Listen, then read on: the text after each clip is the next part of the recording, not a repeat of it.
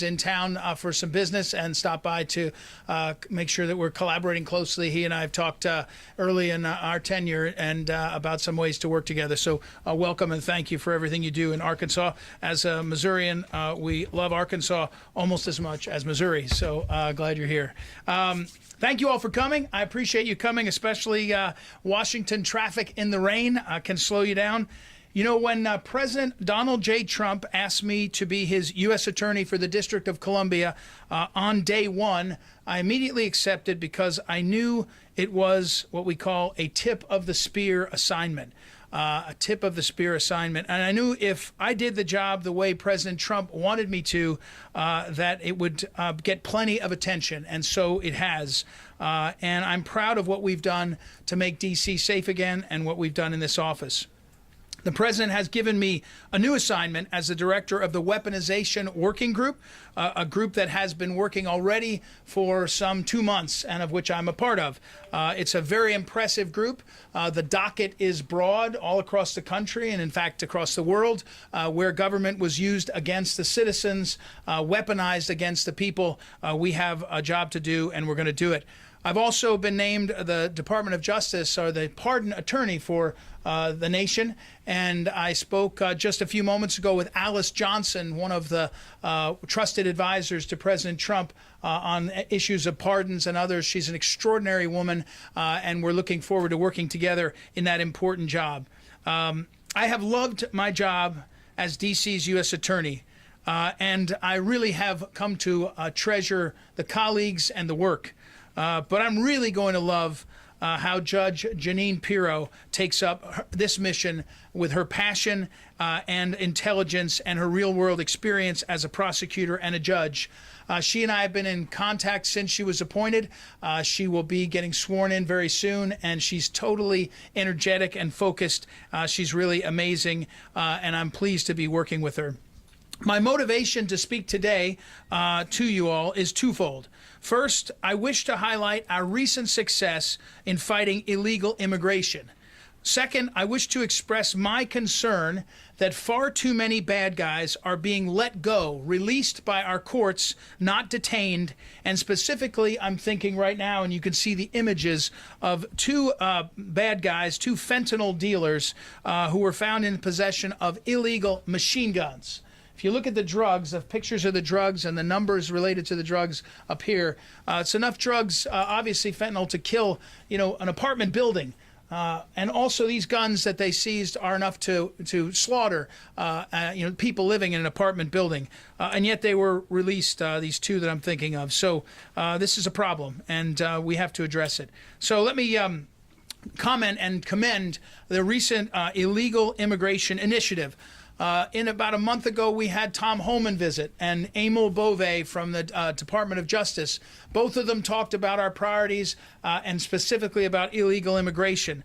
We take seriously the charge to focus on illegal immigration, and our initiative has been extraordinarily successful, both in collaboration and in the concrete successes that we have done. First, I salute the brave men and women of law enforcement who are out there making D.C. safer by capturing these illegal aliens. It is dangerous work, work that they have to do in parts of our district that sometimes they are less familiar with, and so they work together in extraordinary ways to get this done.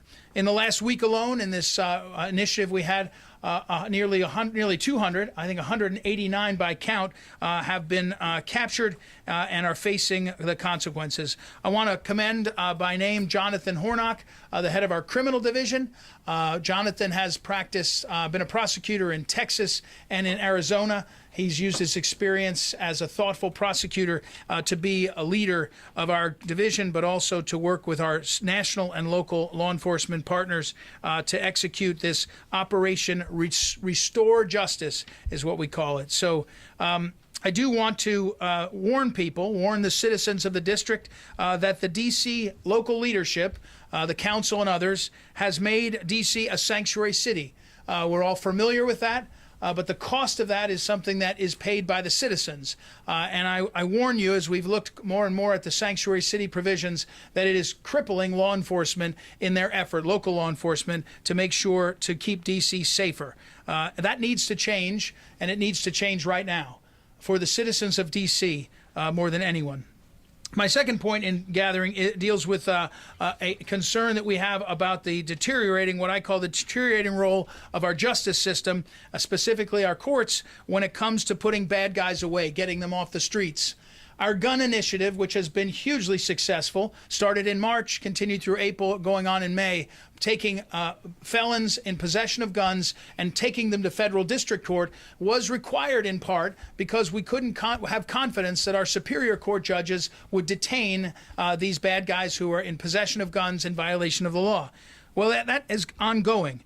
And these two fentanyl dealers who were found in possession of these illegal machine guns, they were not detained by our courts.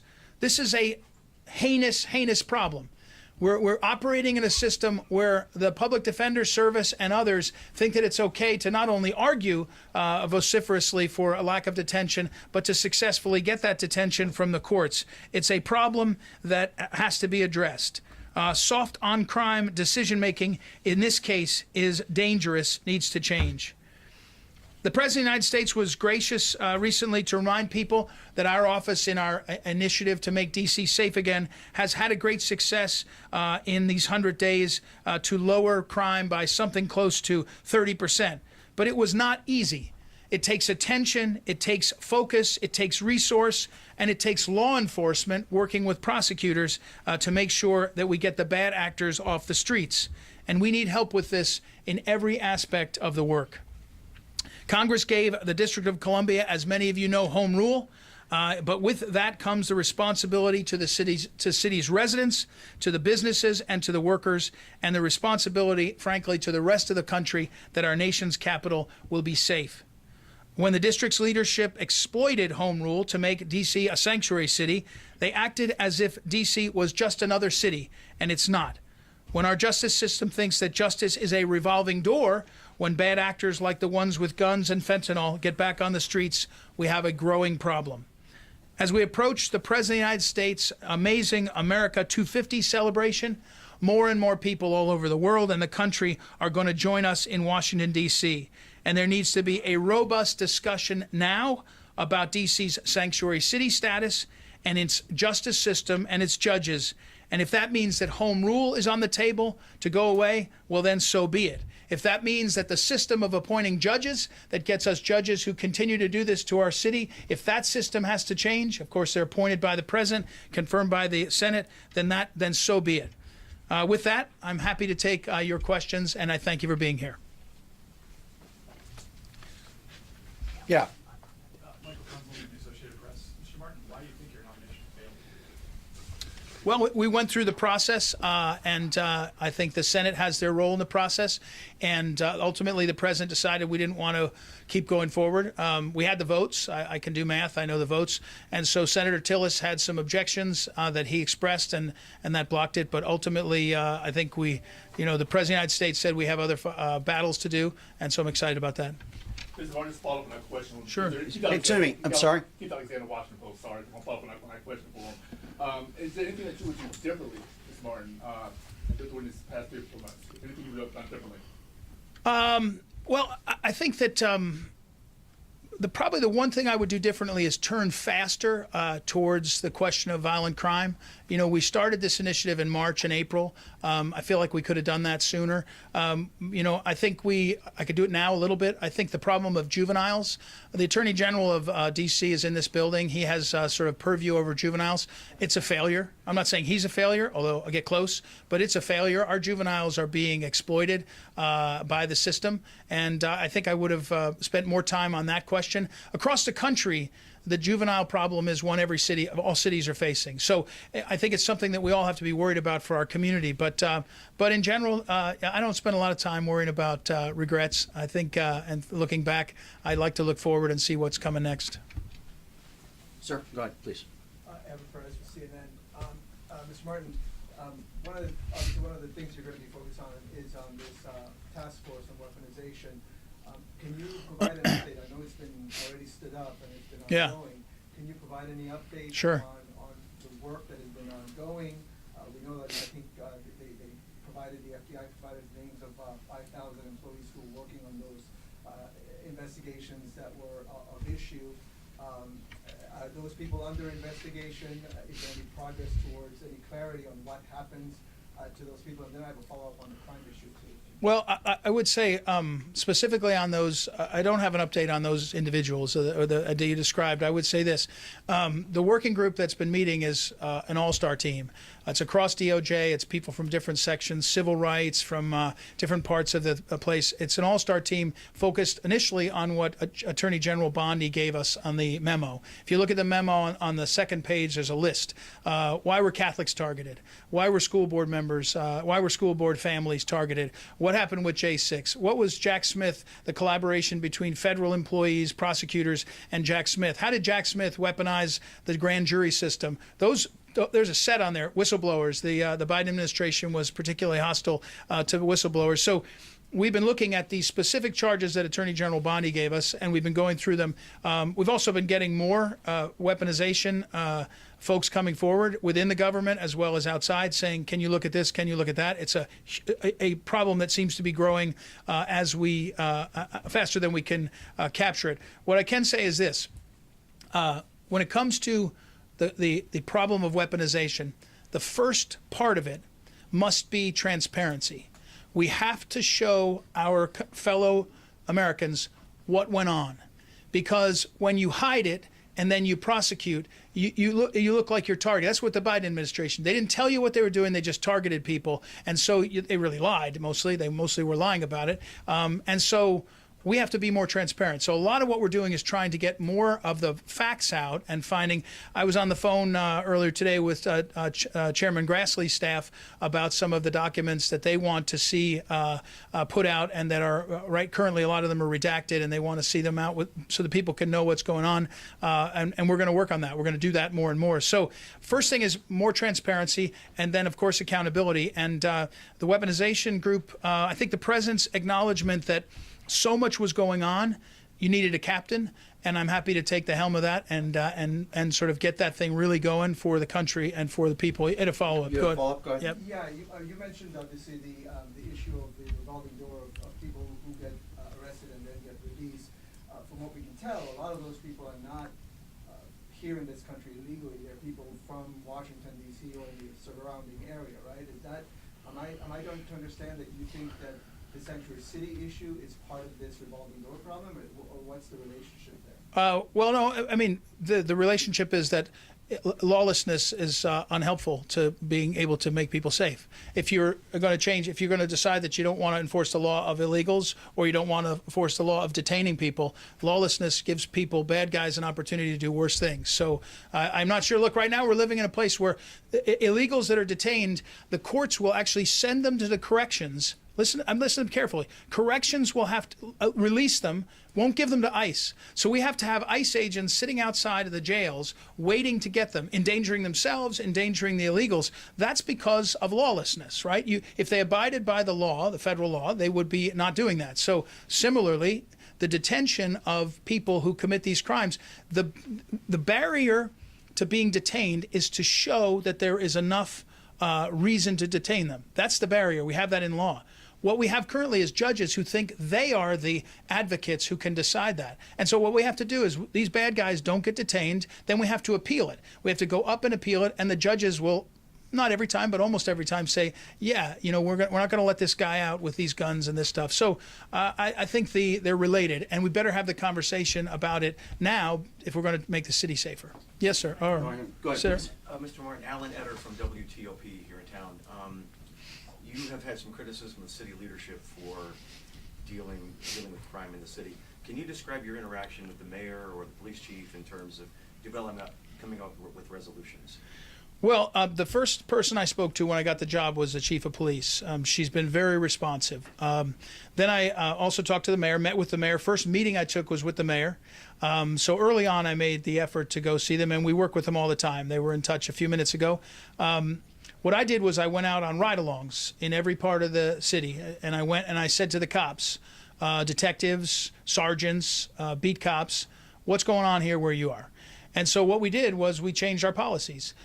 We now allow the cops to paper in person, to be face-to-face with a prosecutor instead of doing it by email only. It's been a tough process. It requires overtime, and the mayor, the chief has been supportive of that. But we're trying to create a different relationship than just email and cyber prosecuting and cops. And so we've tried to empower the cops and listen to them.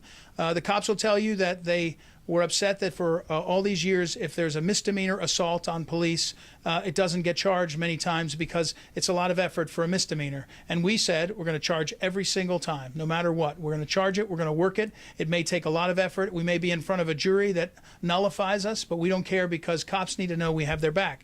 That's because we listen to them. So, and then we listen to the community. The community's up in arms that we have cannabis, marijuana, pop-up shops and shops all over the place. What gathers around those places is not healthy. It's not helpful. And again, the D.C. City Council has laws that appear to contradict federal law. I was down in Georgetown. These aren't Republicans. These aren't conservatives. These family members who are saying, "Hey, we don't want a store within 1,000 feet of a school, right? We want, and not only one, by the way, it's 4 schools within 1,000 feet of a pot dispensary, a pot shop." So those are the policies you hear when you listen to the people. And I think the mayor generally has been supportive. She got rid of Black Lives Matter Plaza. That's something that I wanted and the president wanted. She changed some of the policies to make it a little bit better for homeless. I think the problem is percolated back up again. That's something she controls. So we have a give and take. She's got to be the mayor. But as much as we can listen to to what's needed for the cops and for the community, we've been able to do. Ma'am, Catherine Balders with ABC. I have, obviously you said you want to talk more about your new role and forward-looking. So on the topic of pardons, I have 2 questions on it. But one, President Trump, I believe it was last month or the month before, said on his social media account that he believed that the last-minute pardons by President Biden were null and void. As pardon attorney, do you anticipate formally nullifying those pardons with the intention of investigating people who President Trump presumes to be his political enemies?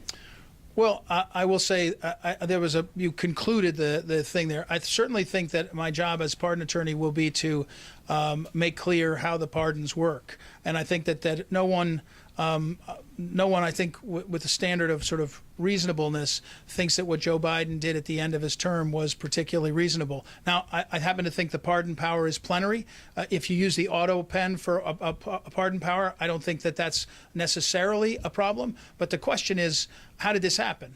Just like, by the way, many people said, well, wait, there's 1,500 January 6 pardons. How did that happen? These are big moments, and so they have to be able to withstand scrutiny. And I do think that the Biden pardons need some scrutiny. And they need scrutiny because we want pardons to matter and to be accepted and to be something that's used correctly. So I do think we're going to take a hard look at how they went and what they did. And if they're, null and void, I'm not sure how that operates. But I can tell you, I've had in my current position or my position as U.S. Attorney, we've had been taking a look at some of the conduct surrounding the pardons and the Biden White House. Did you have a follow-up, ma'am? I do, but you answered my pardon follow-up, but just on weaponization. Yep. You've been making a lot of public comments, media appearances, saying that you intend to release information on people, even who you don't charge. My reading of the Justice Department manual is that it clearly states prosecutors shouldn't name people, especially people who they don't intend to charge. So how do you square those 2 things, what you've been saying publicly and what the DOJ manual says?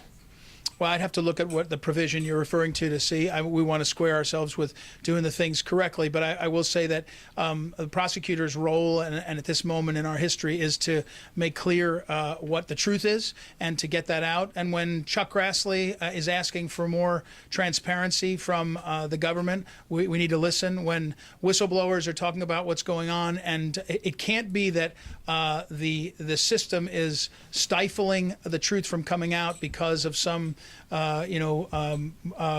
procedure. If it's in the manual, if there's a law, look, I'm the guy that stands here and tells you the January 6th defendants, every one of them wants all their documents back. They want us to release all the video. And we said that's not how it works. We have to be thoughtful and serious about how the system works. If you want all that information, there is a path. If you're suing about it, there is a way. But we have to be serious about it, just like we have to be serious about getting to the truth. There are some really bad actors, some people that did some really bad things to the American people. And if they can be charged, we'll charge them. But if they can't be charged, we will name them. And we will name them. And in a culture that respects shame, they should be people that are shamed. And that's a fact. That's the way things work. And so that's how I believe the job operates. You're talking about weaponization. Yes. I'm sorry, sir. I was going to call on somebody in the back. Hey, it's Go Scott ahead. from CBS. Just picking up on the last point you just made, Mr. Martin. Yep. Reviewing the parties. I think you acknowledged your inquiry into Congressman Garcia from California and Senator Schumer from New York. Can you tell me where those stand and whether this review may include members of the January 6th committee for, I guess, criminal misconduct? Oh, well, let me say on the first thing, Senator Schumer, who someone asked how I didn't get confirmed. Senator Schumer made it a point, I think, on my confirmation to be very active. That's what I'm told by senators and Senate staff because I talked about his threats. Last week I was assaulted on the steps out here. You probably saw it. That's a direct result of the kind of conduct that Chuck Schumer has done and continues to do and encourage others to on both sides at times. But we don't stand for it. When I wrote a letter to Elon Musk, I said, we'll prosecute people that threaten your people. When I wrote a letter to Chief Judge Boasberg, I said, we'll prosecute people that threaten your people. When I meet with my staff, I say, we will prosecute people that threaten our U.S. attorneys or dox them or pizza dox them. There has to be one standard, and the standard has to be more respectful and serious than that. So I can't comment on an ongoing investigation. I can tell you that Chuck Schumer's matter, we looked at it closely. He had apologized on the floor. He had gone out of his way to make clear that he wanted to take back the threats. I think that ultimately we decided that was probably made it difficult to charge him with a crime. But I'm happy to say out loud that what he did was shameful. Back to my point, it was a shameful thing to do. It's something that is destructive to the discourse and very intentional. In a way that was very different than on the floor of the Senate, and so that's I think what the problem was there. And again, I won't comment on any other investigations. Mr. Martin, Ted Oberg from News 4. In your opening remarks, you questioned D.C.'s right to home rule. And I want to ask you a little bit more about that. Do you truly believe D.C. is at a point where they should lose home rule? And have you told the president your feelings on that? Wait a second. I didn't question their right to home rule. They have a right to home rule. That's the law. Okay, they have a right to it. I'm not questioning their right. That's the system. I'm saying that if they can't get their house in order, they shouldn't be surprised that people are asking questions about it. No, I haven't talked specifically about that. But when the pardon came down of the two police officers who had been railroaded by this office, and he pardoned them. One of the conversations that we did have was, how do we get the judges under control? Everybody in this town knows that the Superior Court judges, we have problems with the judges. And there are currently upwards of 15 vacancies that the president appoints, and he asked about the judges. We know that's a problem. So my point in this is to make sure that people know, again, you have to speak the truth. If you don't want to speak the truth, you can move along and wonder how this keeps happening. The truth is, being a sanctuary city makes it more dangerous for the citizens. The truth is that letting people that have this kind of firepower and these kind of drugs in their possession, letting them get away from being detained is not good for the community here. It makes it more dangerous. And therefore, I think people should be having the conversation. Yes, sir. And of the 189 people that were picked up in Operation Restore Justice, if I got that right, how many of them had prior criminal records and how many are solely immigration violators?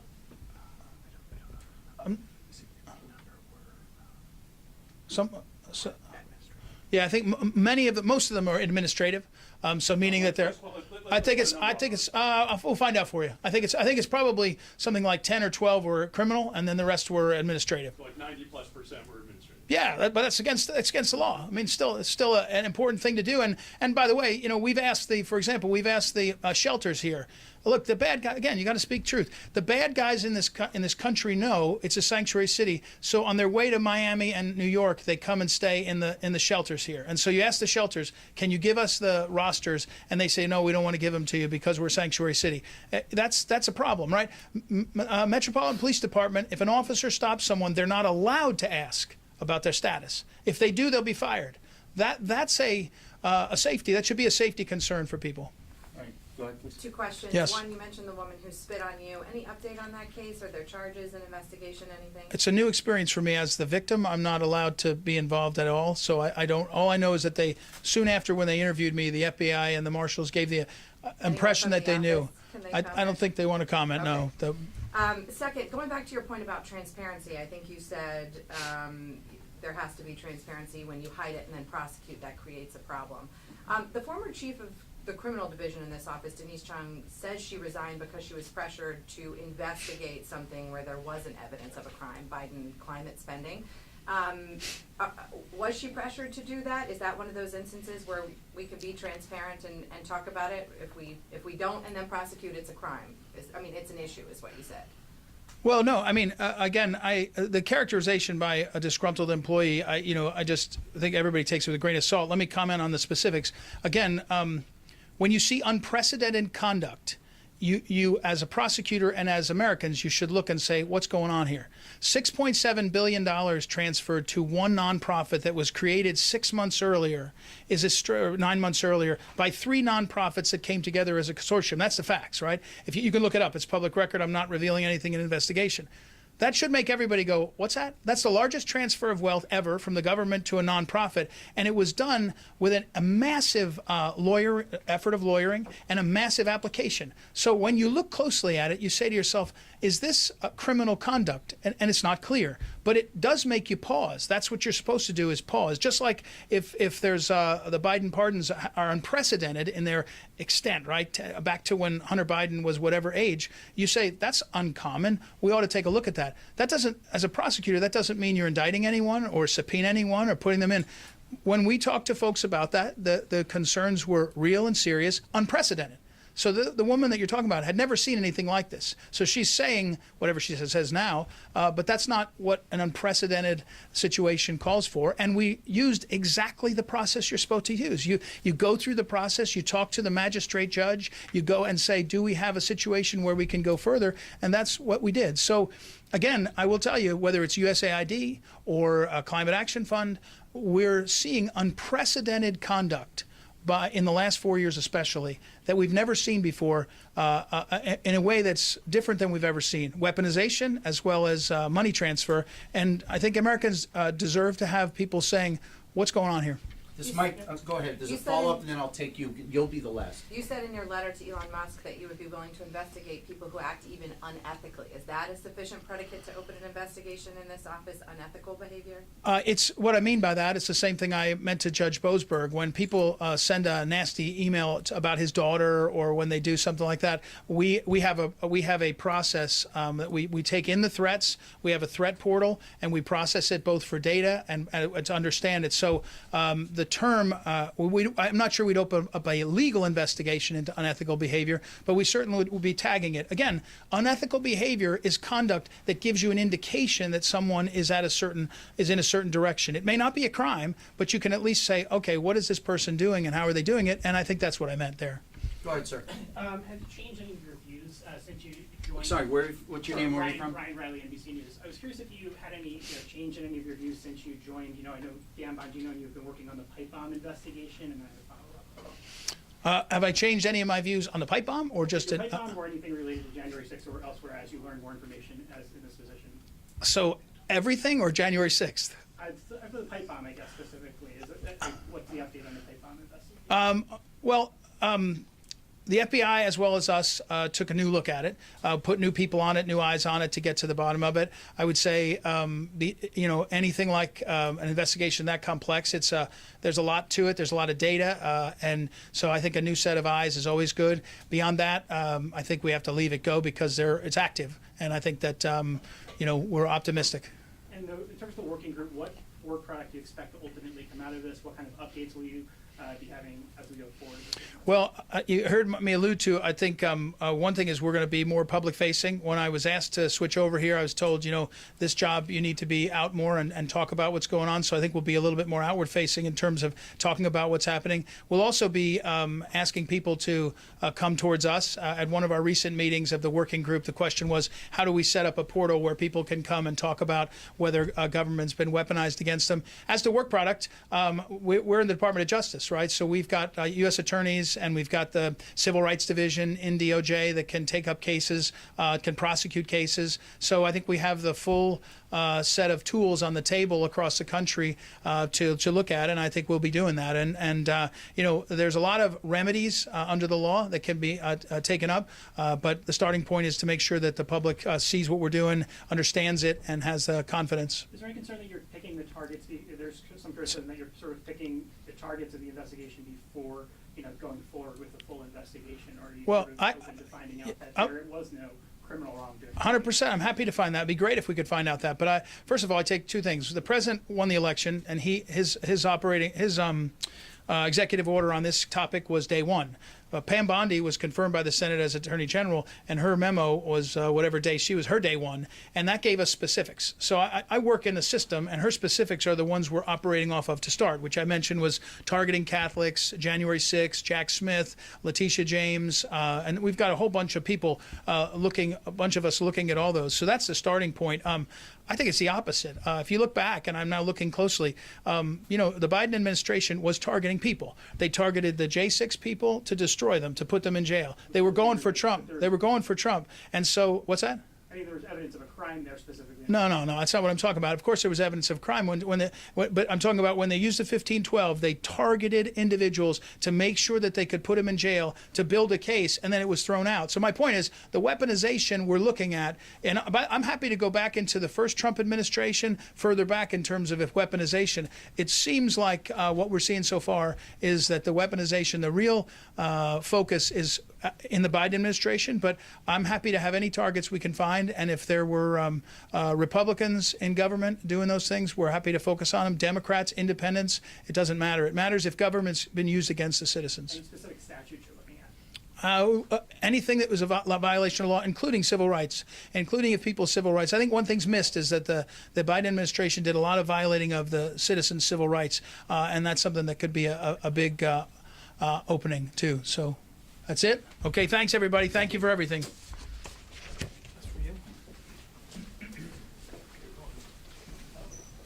Yeah, thanks. And there are people here. There are people here in the staff who will raise their hand or identify themselves, and they can handle all your follow-ups. Thank you all very much today.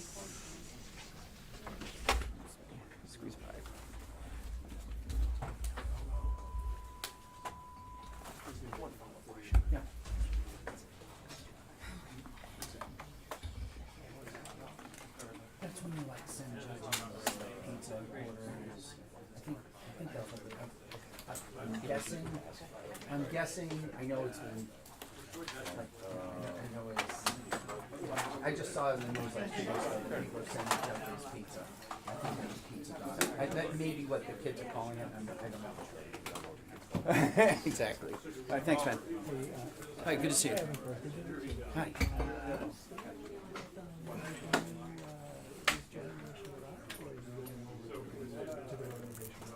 It's still in flux. I'm pretty sure I'm moving along.